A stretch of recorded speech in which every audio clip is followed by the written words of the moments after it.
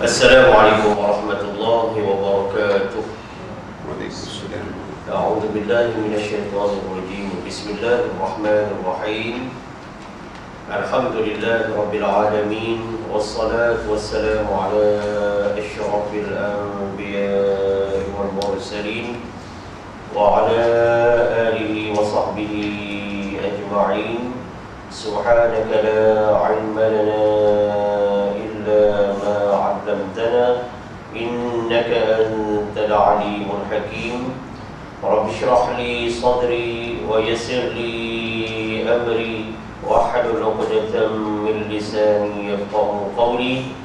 Allahumma 'allimna ma jahilna wa dhakkirna ma nasina. Allahumma anta rabbuna farzuqna al-istiqamah. Rabbana hab lana hukman wa alhiqna bis-salihin. Walhamdulillahi rabbil alamin wa ba'd. Muslimin dan muslimat yang dirahmati Allah Subhanahu wa taala, alhamdulillah, syukur kehadirat Allah. Salawat dan salam wa Rasulillah sallallahu alaihi wa alihi wasallam. Nawaitu al-i'tikaf fi hadzal masjid sunnatan lillahi ta'ala. Alhamdulillah, kita bertemu dalam siri menghayati, memahami apa yang dimaksudkan sebagai lahan di dalam bacaan Al-Quran. Dan alhamdulillah, pada kali ini kita berada di siri yang ke-31, merujuk kepada kertas kerja. Rujukan utama kita berada di muka surat 12 pada siri ke-31 kali ini, yang mana pada siri yang ke-30 lalu kita telah pun diberi faham tentang apa yang dikatakan kewajipan bertajwid sesungguhnya hanyalah bergantung kepada betulnya sebutan huruf dari hukum-hukum, seperti mengetahui tempat keluar huruf dan mengetahui sifat-sifat yang membezakan dengannya dari sebahagian yang lain, seperti isti'la dan itbaq pada huruf ta, dan seperti satu sifat berhamburan udara, yakni tafashi pada huruf shin. Inilah yang dikatakan kewajipan bertajwid di antaranya. Kali ini kita menyambung pada baris yang ke-14, ya. Bismillahirrahmanirrahim. Dia kata di sini, wa mithli izharil muzhari, wa mithli izharil muzhari, dan seperti mengizharkan. Mengizharkan makna menjelaskan, menyatakan, menerangkan, menzahirkan. Al-muzhar yang sepatutnya izhar. Bacaan di situ adanya hukum izhar yang pelbagai, sama ada izharkan huruf atau izharkan hukum. Kalau izharkan huruf, dijelas, dinyatakan huruf yang berkenaan. Kalau izharkan hukum, maknanya menerangkan bunyi yang terbit hasil daripada pertembungan dua huruf, seperti izhar halqi ataupun izhar syafawi ataupun izhar idgham ataupun izhar mutlaq dan sebagainya. Itu termasuk yang dikatakan kewajipan bertajwid. Maknanya kalau seseorang itu tidak berjaya mengizharkan tempat yang wajib diizharkan, contohnya izharkan qalqalah, laqad kana lakum, katakan dia tak bunyikan qalqalah pada zal, dia kata laqad kana lakum. Betul. Itu maknanya tidak sebenarnya dia menunaikan kewajipan bertajwid. Itu kalau pada huruf dal yang dituntut kita qalqalahkan dia. Itu belum lagi dihalusi sama ada qalqalah itu bersifat sughra, kubra ataupun akbar. Kalau dapat ditunaikan, inilah yang dikatakan kewajipan bertajwid. Kewajipan bertajwid, ya. Kemudian kita sambung lagi, wa idghamil mudghami, wa idghamil mudghami. Nah, yang dikatakan bertajwid itu, kewajipan bertajwid itu juga ialah dan mengidghamkan pada yang sepatutnya idgham. Idgham ni bacaan kalau orang dulu dia kata mensenyawakan huruf yang pertama kepada huruf yang kedua. Kalau orang dulu dia kata mensenyawakan, ataupun dengan bahasa yang lebih kontemporari, memasukkan. Memasukkan, ya, bunyi huruf yang pertama sama ada masuk itu kamil, sempurna, atau masuk itu naqis, tidak sempurna, tapi masuk. Adanya ciri-ciri memasukkan huruf pertama sifat itu ke dalam huruf yang kedua. Kalaulah masuknya sempurna, contohnya abadtum, dal masuk dalam ta. Kalau masuknya tak sempurna, contohnya basauta, ko tu tak masuk dalam ta, tetapi ditinggalkan sifat qalqalahnya. Itu semua hukum idgham. Kadang-kadang ada idgham yang menuntut dengung padanya. Ada yang menuntut dengung. Miwal, contohnya itu idgham ma'al ghunnah naqis. Ada juga yang menuntut dengung yang sempurna, min ni'mah, itu idgham ma'al ghunnah kamil. Apa juga ciri-ciri mengidghamkan suku kata akhir pada perkataan pertama ke dalam suku kata awal perkataan kedua, maka itu termasuk dalam menunaikan kewajipan bertajwid. Kewajipan bertajwid, ya. Kegagalan menguasai, mengetahui, memahami, menghalusi ciri-ciri idgham dalam tilawah atau dalam qiraah, berarti seseorang itu gagal melaksanakan kewajipan bertajwid di dalam tilawah. Dia input kandungan daripada kitab ni memang kita kena sampai masa dan kena ambil masa, kena bagi masa kita syarah begini. Kalau tidak, kesian kitab-kitab muktabar hanya tinggal pada kitab saja. Itu yang kata al-ilmu fil qulub, ilmu ada kat kitab je, la fi sudur, tak ada pada dada. Jadi mana ilmu yang ada pada kitab pun nak dibongkar dan seterusnya disematkan pada dada, berarti difahami. Kalau kita tak baca benda-benda macam ni tuan-tuan, agak-agak ni siapa nak baca kat masjid tuan-tuan ni? Rasanya tak ada rasanya.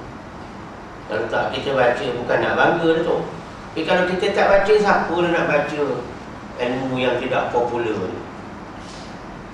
Tadi saya di Subanjaya, kita buat klinik Al-Fatihah. Bila nama klinik, depan saya tu semua orang sakit. Maka ramai lah, sebab memang ramai orang sakit. Dekat 100 lebih orang, lelaki perempuan. Ya, kena pula saya digabungkan dengan artis. Wah, artis dari intim. Jadi lagilah ramai orang tak tahu dia nak tengok saya ke, nak tengok penyanyi intim tu. Tapi yang pentingnya kita sebagai satu tim. Ramai juga tadi. Ya. Jadi baik nak cerita kan, kalau kita tak cerita benda-benda macam ni, itu pun tadi tak sempat nak baca banyak kandungan kitab. Hanya quote sikit sana sikit sini, sebab kita mengejar masa. Nak ceritakan bahawa dalam 1 jam 15 minit nak bentang 33 VCD yang kita dah buat rakaman. Mana cukup masa, kan? Tapi nak cerita, dan inilah ruangan dan kesempatan dan juga gelanggang yang mana kita kena perjelaskan, ya, dalam bentuk dokumentasi penerangan betapa pentingnya tuntutan membaca Al-Quran. Di antaranya ialah kita menghayati bacaan idgham pada tempat yang wajib diidghamkan. Jadi kalau kita baca dengan tidak ada hukum idgham yang tertentu, maka tentulah bacaan kita itu dikategorikan sebagai bacaan yang tidak bertajwid. Itu maksud dia, ya. Kita sambung lagi. Wa tafkhimil mufakhkham, wa tafkhimil mufakhkham, wa tafkhimil mufakhkham, dan menebalkan pada yang sepatutnya tebal. Maknanya kena baca dengan hukum tebal pada tempat yang wajib dibaca dengan hukum tebal. Jadi tebal ni satu yang relatif, satu yang kita nak buat jangkaan pun dia boleh jadi meleset, dia boleh jadi melampau. Kalau kita tidak ambil ilqah, sebutan betul-betul daripada mulut guru, kita nak kata tebal ke tebal macam mana. Kalau kita baca, guru kata masih tak cukup atau guru kata terlebih, makna kita kena buat correction supaya tebal kita itu. Bagi orang memasak, dia kata garam secukup rasa. Payah tu. Hanya golongan pakar saja tahu. Dia kata jauh hari saja mengenal manikah. Quran kata, a'udzu billahi minasyaitonir rajim, fas'alu ahla dzikr in kuntum la ta'lamun. Sadaqallahul azim. Maka bertanyalah kamu semua kepada golongan pakar sekiranya kamu tidak tahu. Jadi nak tahu tebal nipis ni memang sesuatu yang lebih memerlukan seni di dalam sebutan. Jadi nak tebalkan tempat yang tebal. Wa qina 'adzaban nar. Ujung tu. Nar. Supaya tidak berbunyi wa qina 'adzaban nar. Bunyi dah. Hukum sebelum tu dah betul dah. Hukum yang ujung salah. Dengung dah ada, panjang pendek dah ada, tebal nipis pula tak betul. Jadi situ tempat yang wajib ditafkhimkan. Tafkhim ni satu sifat aridhi, sifat yang mendatang, ya, yang berasal kadang-kadang daripada sifat isti'la, terangkat pangkal lidah, maka dia membentuk satu sifat yang dinamakan tafkhim. Dia boleh berubah-ubah. Dia baris benda ni, kadang-kadang dia boleh jadi nipis, huruf-huruf, kadang-kadang dia boleh tebal, kadang-kadang dia boleh jadi nipis. Tapi yang dituntut di sini sebagai kewajipan bertajwid, apabila seseorang itu mempunyai kemahiran, ada skills, ya, membaca dengan hukum tebal pada tempat yang wajib ditebalkan. Allahu Akbar. Itu lam yang wajib ditebalkan, yang wajib ditaghlizkan. Lam tu dia tak boleh Allahu Akbar, tak boleh Allahu Akbar, tak boleh Allahu Akbar pun tak boleh. Allahu Akbar itu lam yang tadi ra, wajib dia ditebalkan. Ihdinas sirati, walaupun dia baris bawah sad ini dia tetap tebal. Tapi tebal itu dinamakan dengan isti'la, sifat asli. Pada huruf sad tak boleh dikatakan sad itu dinipiskan kerana dia baris bawah, tak boleh. Dia tetap tebal. Huruf yang tebal dia kekal tebal. Cuma kadang-kadang 3 huruf kha, ghain dan qaf dia boleh menjadi kurang tebal, dinamakan tafkhim nisbi. Apabila dia berbaris di bawah asli ataupun dia dimatikan huruf sebelumnya berbaris di bawah, itu dipanggil tafkhim nisbi ataupun tafkhim nasab. Tapi maknanya tebal tetap tebal. Untuk kita katakan nipis bukan cara. Kurang tebal dengan nipis tak sama. Kurang tebal ni dia kurang gula, nipis dia tak ada gula. Sama ke? Tak sama kan? Jadi seorang itu dikatakan dapat menunaikan kewajipan bertajwid apabila sebutan betulnya menepati mana-mana hukum yang wajib tafkhim, yang wajib tebal, maka dia membaca dengan tebal. Tali'u, yang tebal to, yang nipis ta. Tali'u, jangan tali'u dua-dua jadi tebal, atau tali'u dua-dua jadi nipis. Itu tak boleh. Walam dha, yang tebal dha, yang nipis la. Wala campur dengan au, wala campur dengan au, jadi walam dha. Dha itu tebal. Tak boleh walad do. Tak cukup. Kata orang telur setengah masak atau telur 3 suku masak, belum masak lagi telur. Ya. Ini dikatakan menebalkan pada yang sepatutnya, pada yang sepatutnya tebal. Jadi ini nak jagalah dalam semayang, luar semayang, lepas semayang, dalam doa. Semua ni kita wajib jaga ya, untuk menepati kefasihan ya, di dalam tilawah. Sebab itu tuan-tuan, asas tilawah ni kalau kita perhatikan dia 3 set saja. 1, tebal nipis. 2, dengung tidak. 3, panjang pendek. Kalau orang dapat menguasai 3 set kemahiran asas ini, agak mudah kita mengajar dia. Dia tahu mana panjang, mana pendek. Dia tahu mana ada dengung, mana tak ada dengung. Dia tahu mana tebal, mana nipis. Ibaratnya kalau orang bujang dah menikah, selamat separuh dia punya agama. Bayang pun lebih banyak pahala. Itu pun kalau mengaji. Kalau nikah je banyak, semayang banyak pun tak jadi juga. Dia jadi caca marbah. Ya? 4 bini ni nak bubuh 1 bini 1 rakaat, tak kacau. Susah kan?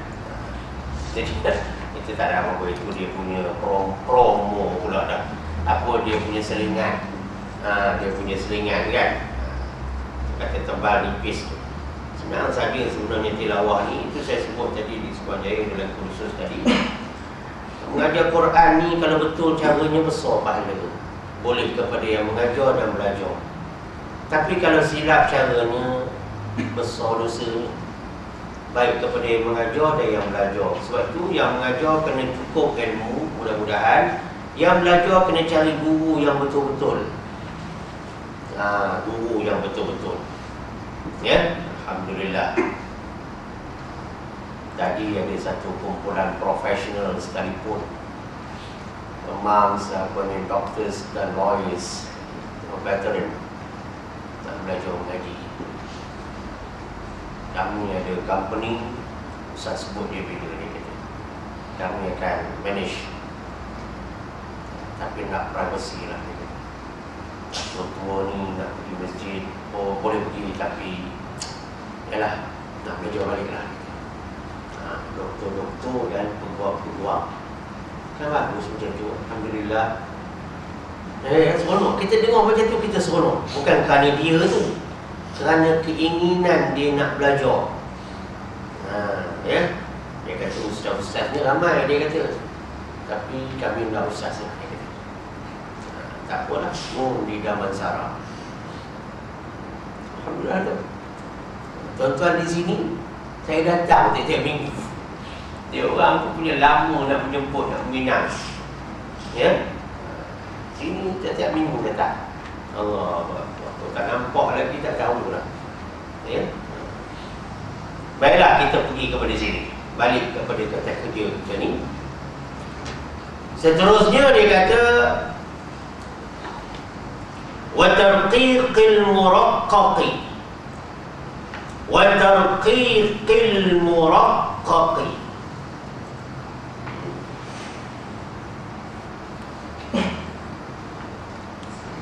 Apa dia? Dan menipiskan. Tarqiq makna nipis.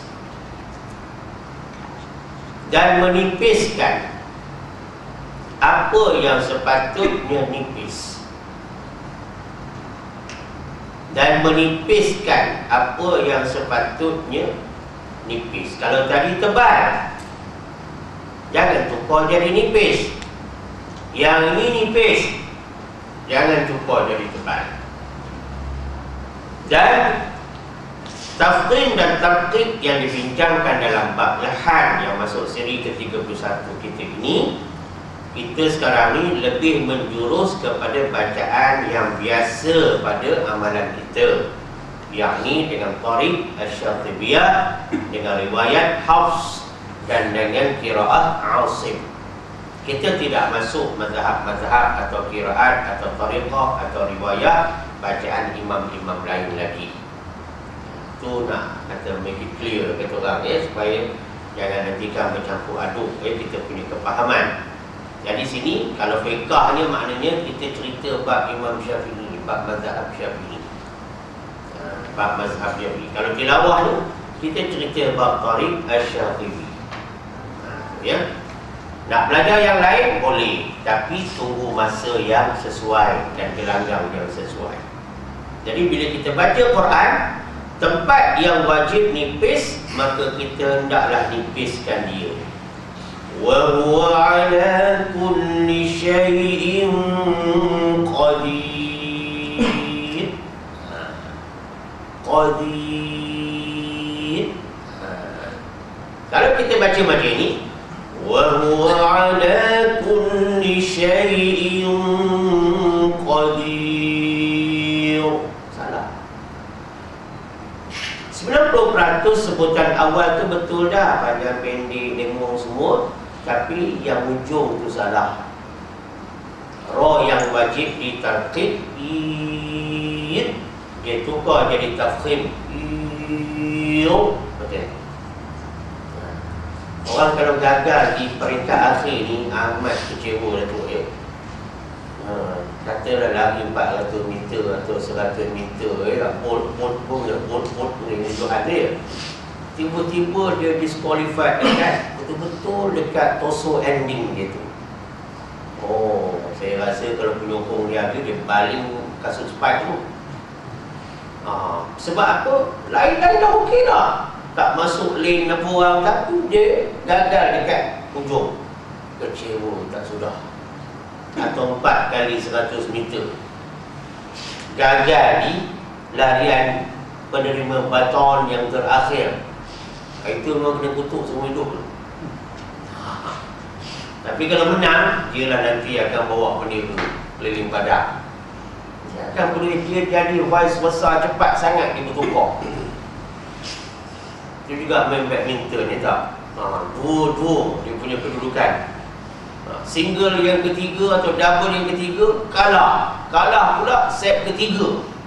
Set ketiga pula 1 poin dia. Oh, itu yang mau digigit raket tu. Ini jenis yang kecewa di saat akhir. Begitu juga baca wa huwa ala kulli syai'in. Betul semua. Qa betul lagi. Ti betul lagi. Salah hujung. Cium. Dah, main bola pun begitu. Sikit lagi ramai orang nak kiam online ni. Tak pergi Afrika pun tak apa. Ya, duduk depan TV, esok cerita kat kafeteria macam dia seorang ada TV. Dia buat apa? Ulasan siaran tertangguh. Cerita tak? Dah lah. Apa ni sudden death. Ustaz pun tahu. Apa pula tak tahu ni, kena ambil tahu pula. Lawan. Tendang masuk gol sendiri. Habis. Walaupun dia popular, tapi sebab tendang masuk gol sendiri atau terkena kaki dia bola masuk gol sendiri, kecewa juga. Saya nak ceritanya analogi atau tamsil ibarat yang jenis salah di bahagian akhir, silap di bahagian akhir itu amat mengecewakan, walaupun bukan dipinta begitu. Oleh kerana itu, maka tuntutan berhati-hati itu adalah perlu di dalam apa juga pelaksanaan amal. Panjang saya punya ibarat tu dah, tapi saya rasa ada memberi makna jugalah. Ya, baik. Jadi benda yang wajib nipis, kita wajib nipiskan Bismillahi. Lam, lafzul jalalah, kalimah Allah yang agung, mesti dinipiskan apabila sebelumnya terdapat huruf yang berbaris di bawah. Bismillahi, tiba-tiba dibaca Bismillahi. Boleh lah. Bismillah. Tak betul benda-benda macam itu kan. Min syarril, dia baca min syarril. Ra yang bersabdu baris bawah, satu daripada 44 perbincangan hukum huruf ra. Apabila ra bersabdu baris bawah, maka dia wajib, yakni ra itu ditarqibkan. Dalam surah Al-Falaq ada, dalam surah An-Nas pun ada. Min syarri, bibi kita ni kena datar. Min syarri, tak boleh dilengkungkan dia, dikembungkan dia. Min syarri, dimuncungkan bibi, tak boleh. Kalau kita buat begitu, maknanya kita membentuk satu senario di mana ra itu pasti akan jadi tebal. Min syarri, salah. Min syarri, tu. Ini pun masih ramai lagi yang baca tak betul. Terutama bila buat majlis doa selamat, tentu tak selamat. Sebab bacanya pun dah tak selamat. Kan?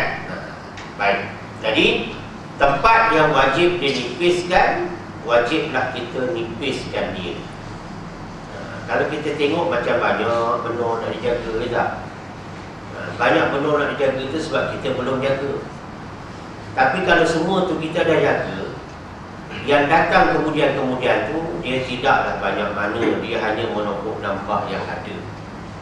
Kita hanya top up untuk backup jadi kuat lagi. Kalau tidak, kita belum jadikan dia sebagai budaya atau darah daging ala bisa tegal biasa, maka tentulah tiap-tiap isu, tiap-tiap input, tiap-tiap fakta yang datang bagi kita satu bebanan. Sebenarnya tidak. Sebenarnya untuk meringankan kita daripada melakukan kesalahan.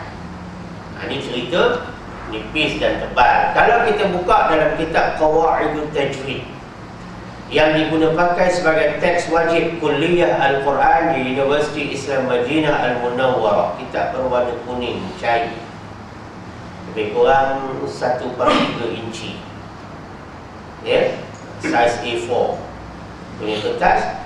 Orang yang menebalkan tempat nipis, menipiskan tempat tebal, makna buat sebaliknya, kesalahan itu dikategorikan sebagai kesalahan lahan yang jadi, kesalahan yang nyata, yang hukumnya haram, ya.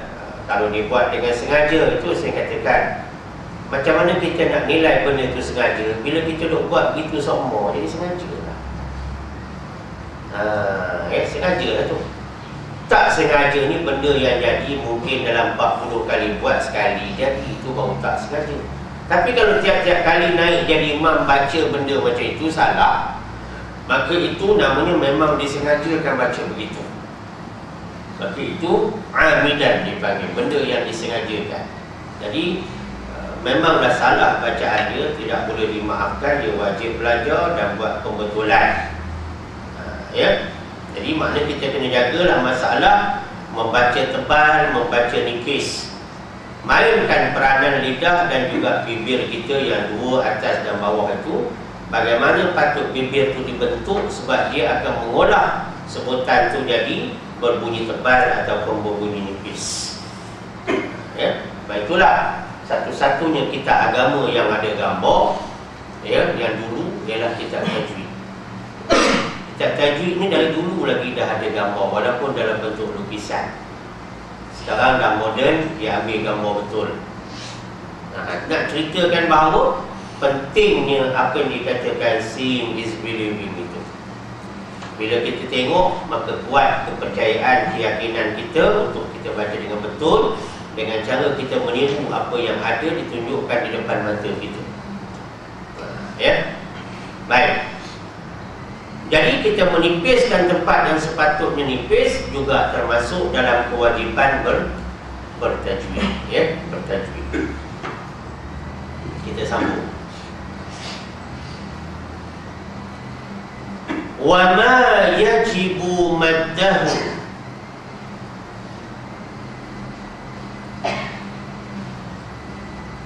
wa ma yajibu maddahu,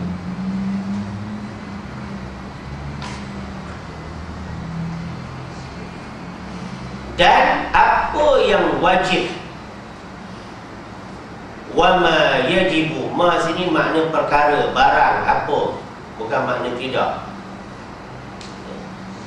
Wa ma yajibu maddahu, dan apa yang wajib maddahu, dipanjangkannya. Sebab itulah sebagai intro kepada kuliah akan datang tu, Nabi SAW bila dia baca Quran, sahabat bagi tahu sifat bacaan Nabi, di antaranya maddan. Nabi memanjangkan tempat yang dibaca panjang. Sebab mereka ni orang Arab, Quraisy, yang paling fasih atas dunia dari segi tilawah Quran. Ini akuan Nabi. Ya, mereka dari segi makna memang tak ada masalah lah. Tapi dari segi membunyikan itu, makna takkan dia tak tahu bahasa pertuturan dia. Tapi dari segi membunyikan itu, sebab itulah setelah kewafatan Nabi, bila ditulis Al-Quran, Quran yang dikirim ke negara Islam dikirim bersamanya qurra sama, untuk memastikan bunyi-bunyi bacaan itu betul. Bukan dari segi makna, makna memang tahu, tapi macam mana nak baca bagi betul. Sebab itulah bila sahabat di antaranya baca depan Abdullah ibn Mas'ud, benda tu patut baca panjang, tapi sahabat ni baca pendek. Maka Ibnu Mas'ud terus cantas bacaan tu. Dia kata Nabi tidak baca begini di tempat ini, malahan Nabi memanjangkannya. Apakah makna mereka tak faham makna? Tak ada kena mengena dengan makna pada mereka, sebab mereka memang baca dengan penuh makna.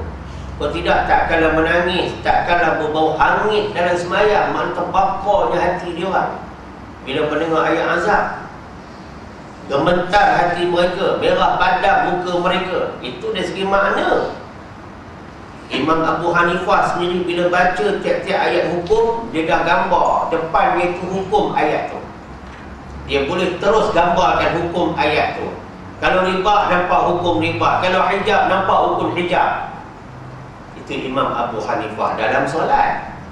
Maknanya dari segi makna tak ada masalah bagi dia orang. Namun di antara tuntutan kewajipan membaca dengan bertajwid ialah membaca dengan sebutan yang betul.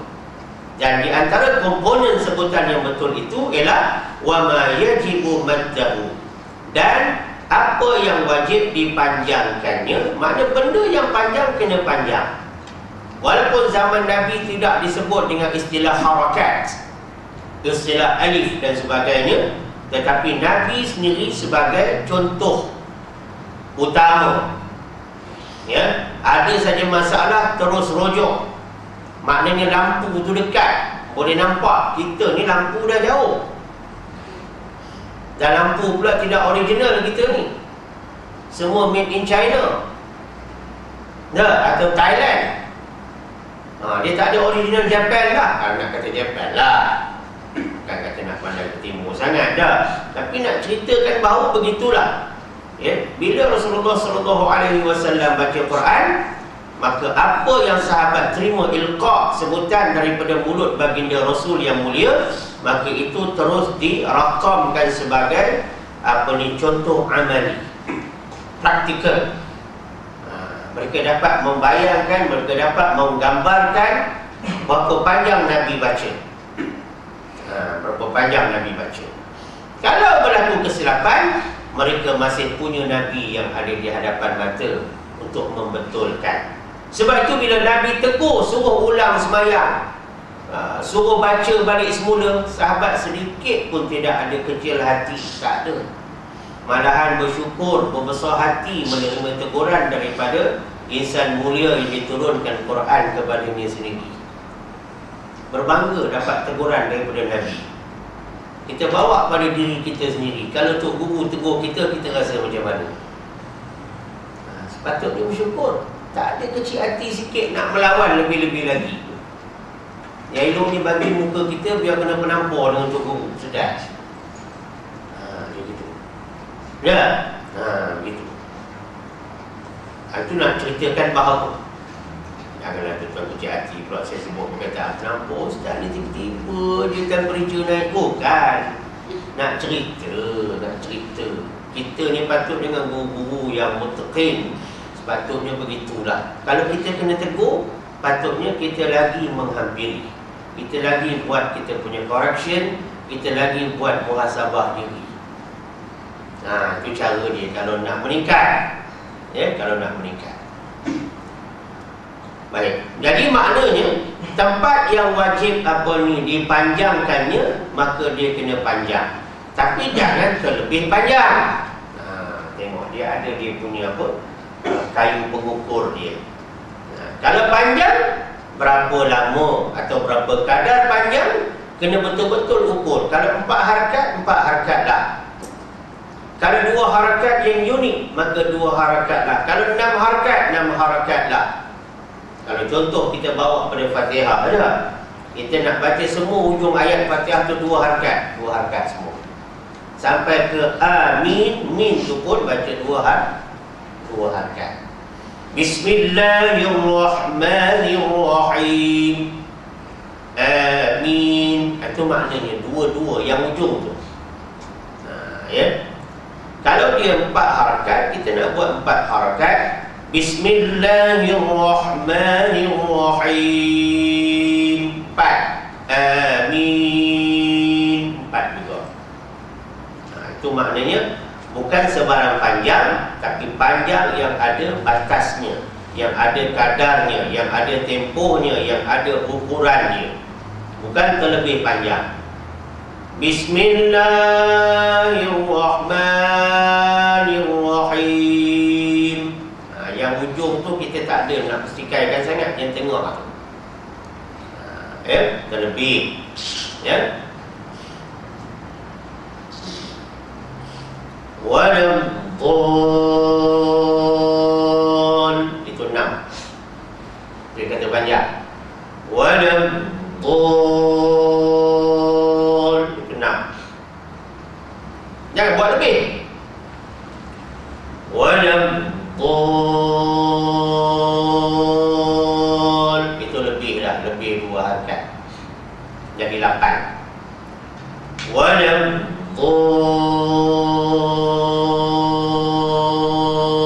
Itu jadi 10.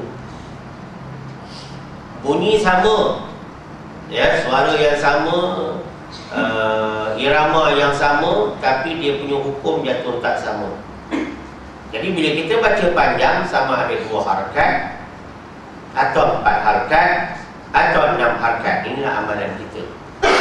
Dalam kebanyakan hukum bacaan panjang, kita memang duk main dengan 3 bentuk panjang ni kan. Sama ada 2 harakat, atau 4 harakat, atau 6 harakat. Tak kira lah matnya macam mana yang terlibat dah. Kita tak pakai 3 harakat, kita tak pakai 5 harakat, dan kita tak pakai 1 harakat. Maka yang kata 2, 4, 6 itu hendaklah dibaca mengikut panjang yang telah ditentukan dari segi teorinya maupun dari segi praktikalnya. Itu maksud wama yajibu maddahu.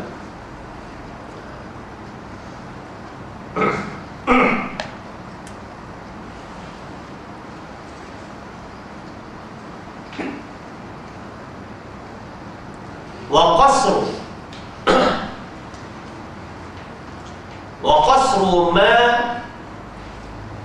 yalzimu qasrahu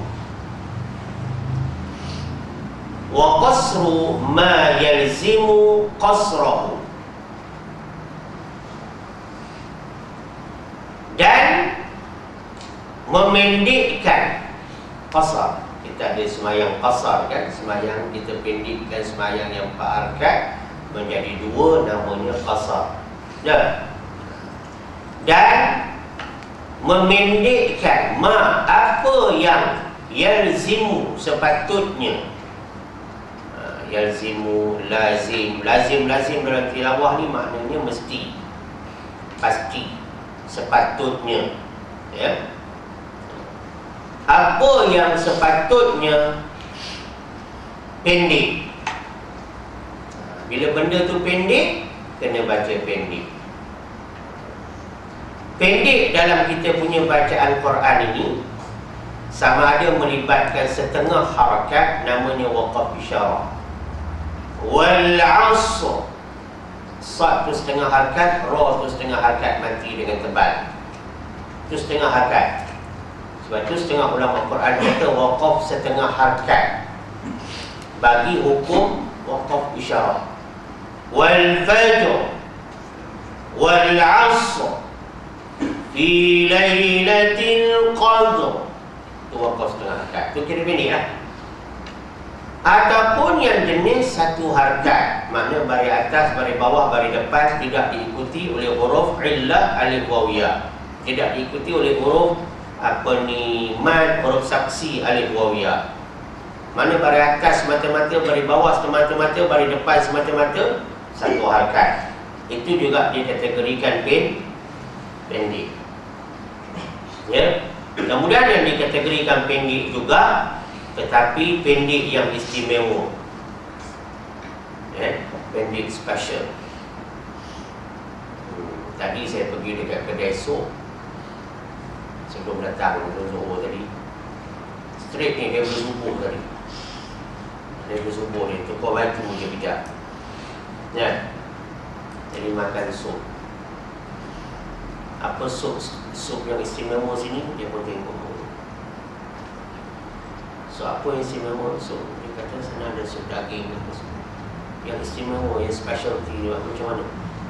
Oh, sup spesial. Sup spesial. Ya, oh special. Dia kata spesial.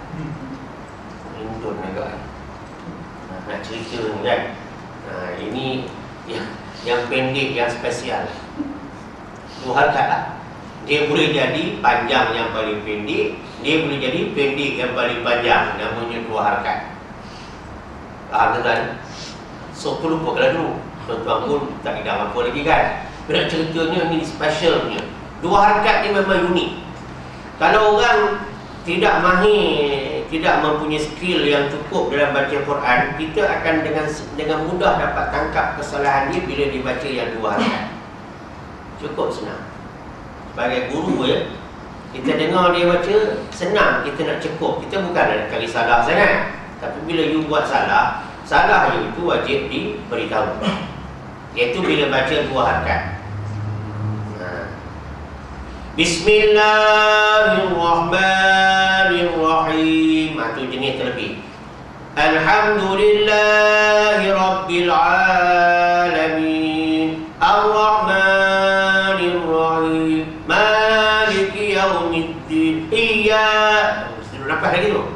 Iyyaka na'budu pang bagi wudu pula masuk situ. Di situ ada satu ciri-ciri bacaan menyambar. Budua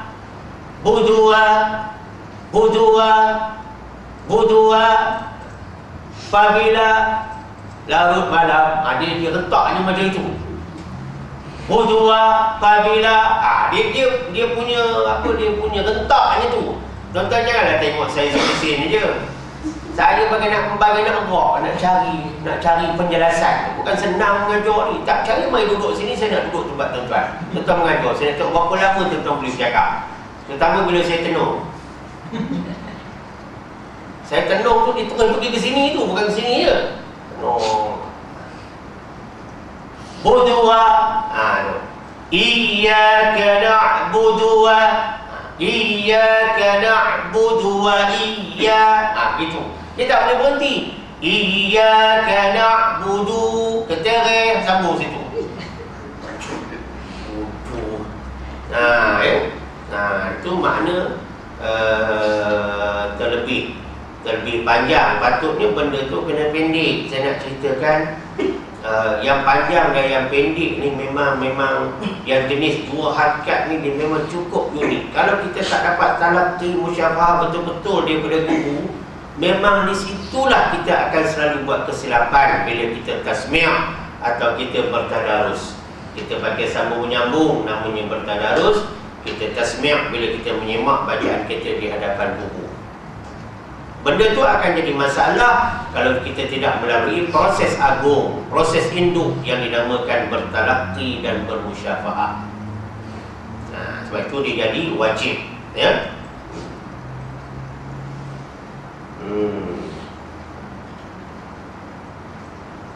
Wa nahwi dzalik, dan seumpamanya, maknanya ETC dan lain-lain, DLL. Wa nahwi dzalik, dan seumpamanya itu, ya.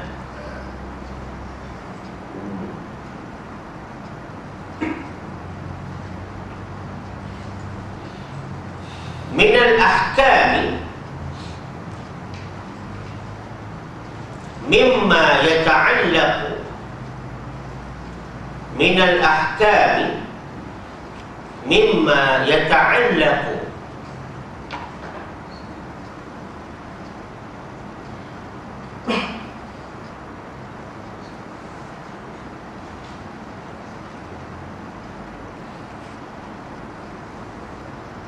bibinyatil kalimati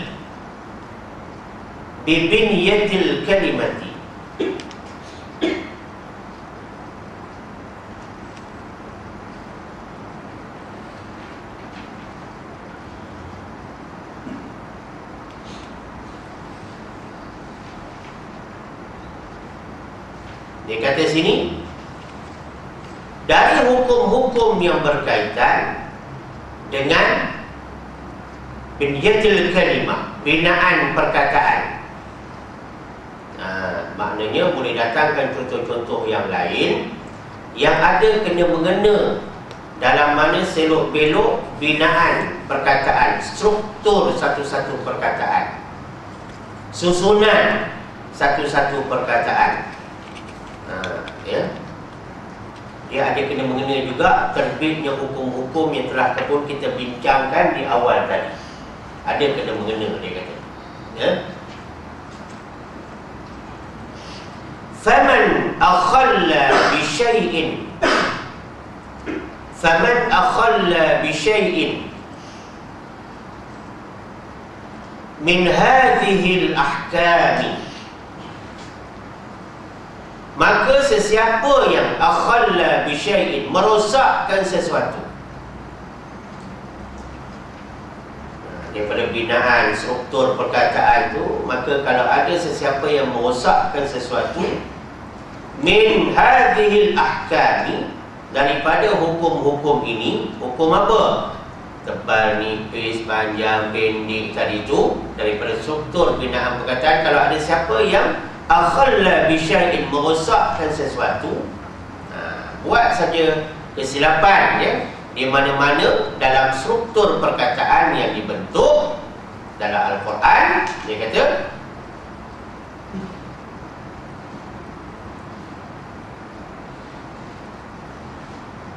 faqad akhalla bil wajib, faqad akhalla bil wajib, maka telah mencacatkan dengan yang wajib. Maka telah mencacatkan dengan yang wajib.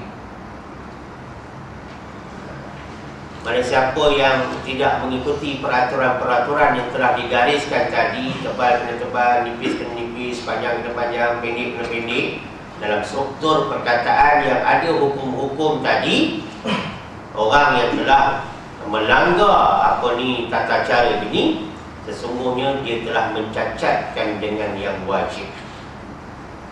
Benda tu wajib, tapi dia telah melakukan kecacatan. Patutnya benda tu ada tebal, dia tak buat, maka cacat. Patutnya benda tu ada nipis, dia tak buat, cacat. Patutnya benda tu panjang, panjangnya kadarnya sekian, dia tak ikut, maka cacat. Maka cacat. Macam kita semayang jugalah. Kita semayang hari raya, rakaat pertama 7 takbir dengan 6 tasbih. Kita tak buat, maka cacat, bukan tak sah. Rakaat kedua pula dengan 5 takbir 4 tasbih. Kita buat, tapi kita buat 4 takbir, 5 takbir 5 tasbih. Tak betul. Dia kena 5 takbir 4 tasbih. Sebab tasbih dia menyelangi, dia berada selang antara 2 takbir. Tapi benda ni jarang diterangkan oleh imam pagi-pagi semayang raya sebelum nak buat. Dia hanya sebut 7 takbir 5 takbir. Tapi kalau tak buat, maka cacat. Maknanya makruh sekurang-kurangnya, sebab dia telah meninggalkan sunnah dalam semayang raya. Kalau semayang raya, itu sebab dalam semayang sunat tasbih pun, kalaulah terlepas mana-mana tasbih tak cukup, maka diganti pada rukun-rukun yang lain tasbih yang tak cukup. Tapi kalau tak buat, sah semayang, tapi cacat. Ini itu saya ibaratkan begitulah. Jadi dalam bacaan Quran pun begitu juga. Kalau benda-benda macam tu sudah digariskan sebagai sesuatu yang mesti dipatuhi, ya, yang wajib dipegangi, tiba tak buat, sebenarnya dia telah mencacatkan dengan yang wajib. Wa huwa ma yusammihi ulama'ul qira'ati. Wa huwa ma yusammihi ulama'ul qira'ati, dan iaitu apa yang disebutkan oleh ulama-ulama bacaan bil wajib syar'i, dengan wajib yang telah ditentukan oleh syarak, dengan wajib yang telah ditentukan oleh undang-undang Islam. Wajib yang telah ditentukan oleh syarak dinamakan wajib syar'i. Jadi baca dengan betul itu adalah dituntut sebagai wajib syar'i. Wallahu a'lam. Sampai situ dulu pengisian kita pada kali ini, siri yang ke-31. Insya-Allah taala, sihat tubuh badan, panjang umur, murah rezeki. Kita akan jumpa lagi dalam siri lahan, memahami lahan dan dalam tilawah pada siri yang ke-32 pertemuan yang akan datang. Yang baik daripada Allah, silap kelemahan saya sendiri. Wabillahi taufiq wal hidayah. Wassalamualaikum warahmatullahi wabarakatuh.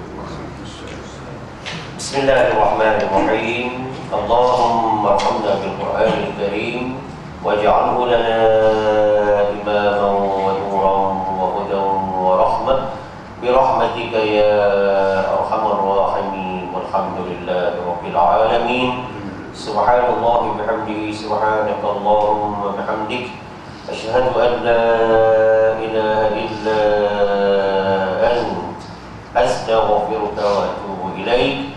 Bismillahirrahmanirrahim. Wal 'asri innal insana lafi khusrin illa alladhina amanu wa 'amilus shalihat wa tawassaw bil haqqi wa tawassaw bis sabr. Shadaqallahul 'azim. Kalamun qadimun la yumallu sama'uhu tanazza 'an qawlin wa fi'lin wa niyatin. Kalamun qadimun la yumallu sama'uhu tanazza 'an qawlin wa fi'lin wa niyatin.